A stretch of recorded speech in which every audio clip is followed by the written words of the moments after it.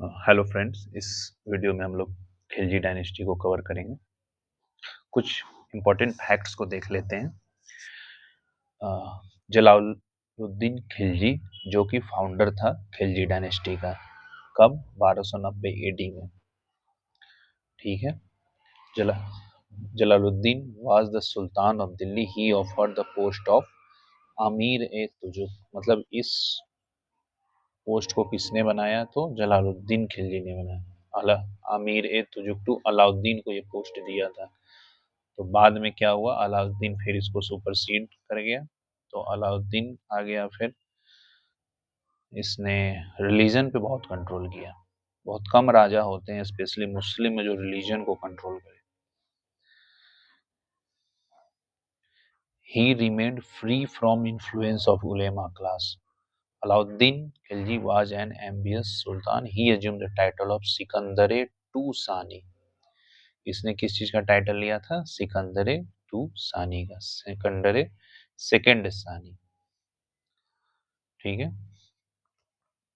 पद्मिनी एक काफी important character है मेडिवल हिस्ट्री में। कौन थी? Wife of Rana Ratan Singh. Queen Padmini committed jauhar. जौहर पता है आपको क्या होता है? Due to death of Rana Ratan Singh during the invasion of Chittor.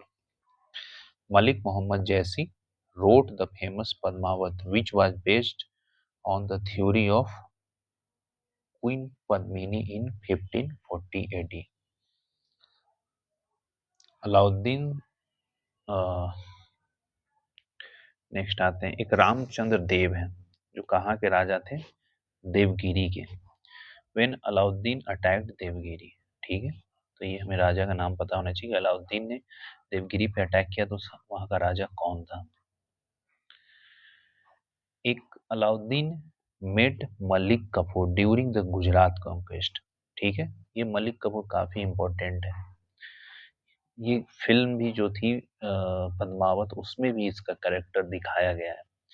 He was also called हजार दिनारी।